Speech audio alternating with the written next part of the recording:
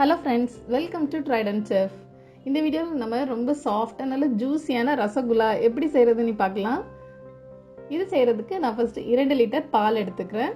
தண்ணி சேர்க்காத கெட்டியான பால் எடுத்துக்கோங்க. இந்த பாலை நல்லா காய்ச்சி எடுத்துடலாம்.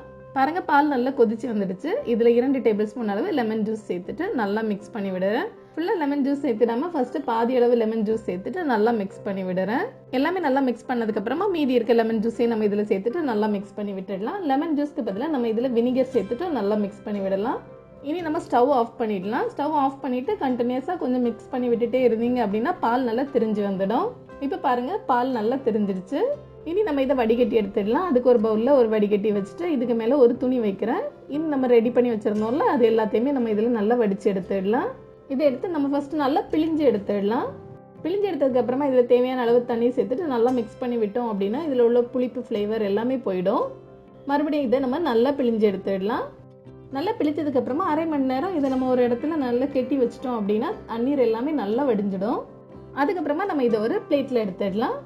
பாருங்கள், தண்ணீர் எதுவுமே இல்லை, நல்லா கெட்டியாக சூப்பராக வந்திருக்குது. இனி நம்ம இதை நல்லா உதுர்த்தி விட்டுடலாம். ஃபஸ்ட்டு எல்லாம் நல்லா உதிர்த்துற நேரமே நம்மளுக்கு தெரியும், தண்ணீர் எதுவுமே இருக்காது. அடுத்து நம்ம கையில் இந்த போர்ஷன் வச்சுட்டு இதை நம்ம நல்லா ஸ்மாஷ் பண்ணி விட்டுடலாம். இதே போல் நம்ம நல்லா ஸ்மாஷ் பண்ணி விட்டோம் அப்படின்னா அந்த பன்னீர்லாம் ரொம்ப சாஃப்டாக வந்துடும், நல்லா பேஸ்ட் போல் வரும்.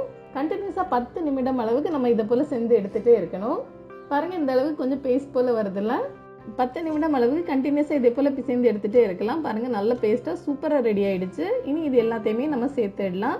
எல்லாத்தையுமே சேர்த்து ஒரு பாலை நான் உருட்டி எடுத்துக்கிறேன். பாருங்கள், இதே போல் உருட்டி எடுத்து வச்சுருக்கிறேன். இனி நம்ம இதிலேருந்து சின்ன சின்ன பாலை உருட்டி எடுத்துடலாம். ரொம்ப பெருசாக இல்லை, ரொம்ப சின்ன பாலை உருட்டி எடுத்துக்கோங்க. ஏன்னா இதை நம்ம சுகர் சிரப்பில் போட்டு கொதிக்க வைக்கிற நேரம் இது சைஸ் டபுளாக மாறிடும். அதனால கொஞ்சம் சின்ன பாலை உருட்டி எடுத்துக்கோங்க. 2 கைக்கு நடுவுலையும் வச்சுட்டு இதே போல் நம்ம ரோல் பண்ணி எடுத்தோம் அப்படின்னா கரெக்டாக வரும். ரொம்ப அழுத்தி ப்ரெஸ் பண்ணி ரோல் பண்ணிடாதீங்க. கிராக் எதுவுமே இல்லாமல் சூப்பராக வந்துடும். பாருங்கள், சின்ன பாலாக அழகாக ரெடி பண்ணியாச்சு. இதே போல் நம்ம எல்லாமே ரெடி பண்ணி எடுத்துடலாம். எல்லாமே நான் சின்ன சின்ன பாலாக உருட்டி எடுத்து வச்சுருக்கிறேன். இது இருக்கட்டும். அடுத்த ஸ்டவ்வில் பேன் வச்சு இதில் 1.5 லிட்டர் அளவு தண்ணீர் எடுத்துக்கிறேன். இதில் 2 கப் அளவு சர்க்கரை சேர்க்குறேன்.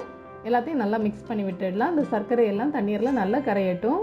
நம்ம கொஞ்சம் பெரிய பேனை யூஸ் பண்ணோம் அப்படின்னா தான் நம்ம உருட்டி வச்சிருக்க பால் எல்லாத்தையுமே நம்ம இதில் போட்டு கொதிக்க வைக்கிற நேரம் அது டபுள் சைஸில் வர நேரம் ஒன்று இடிக்காமல் இருக்கும். இல்லை அப்படின்னா ஒன்று இடித்து அது உடஞ்சி போயிடும். அதனால கொஞ்சம் பெரிய சைஸ் பேனை யூஸ் பண்ணிக்கோங்க. இப்போ பாருங்கள், தண்ணீர்லாம் நல்லா கொதிச்சிடுச்சு, சர்க்கரை எல்லாமே கரைஞ்சிடுச்சு. பதம் எதுவும் தேவையில்லை. இனி நம்ம உருட்டி வச்சுருந்தோம்ல சின்ன சின்ன உருண்டை எல்லாத்தையுமே நம்ம இதில் போட்டுடலாம். ஒன்றா இதில் எடுத்து மெதுவாக சேர்த்துக்கோங்க. அதுக்கப்புறமா நம்ம இதை மூடி வச்சிடலாம். மீடியம் ஃப்ளேமில் 5 நிமிடம் இது மூடி இருக்கட்டும். அப்போ தான் அந்த சுகர் சிரப் எல்லாமே அந்த பாலில் ஊறி போய் நல்ல டபுள் சைஸில் பெருசாக வரும்.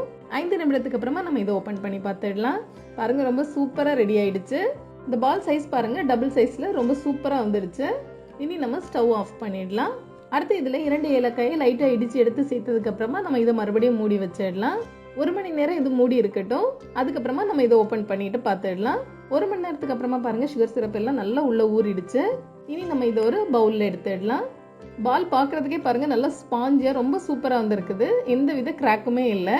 ரொம்ப ஈஸியாக வீட்டில் உள்ள இன்க்ரீடியன்ஸ் வச்சு நம்ம ரசகுல்லா ரெடி பண்ணிடலாம். அடுத்து நம்ம இது எப்படி வந்திருக்குதுன்னு பார்த்துடலாம். இதை நம்ம கையில் எடுத்துகிட்டு லைட்டாக ப்ரெஸ் பண்ணாலே பாருங்கள், நல்ல ஜூஸியாக சூப்பராக வந்திருக்குது. சுகர் சிரப்பெல்லாம் நல்லா உள்ளே இறங்கியிருக்குது. இதை நம்ம இப்போ உடைச்சி பார்த்தோம் அப்படின்னா நல்ல ஸ்பாஞ்சியாக ரொம்ப நல்லா வந்திருக்குது. அவ்வளோதான், ரொம்ப டேஸ்டியான ரசகுல்லா ரெடி ஆகிடுச்சு. கண்டிப்பாக நீங்களும் இதை ட்ரை பண்ணி பாருங்கள். மீண்டும் ஒரு சுவையான ரெசிபியோடு விரைவில் சந்திப்போம். தேங்க்ஸ் ஃபார் வாட்சிங்.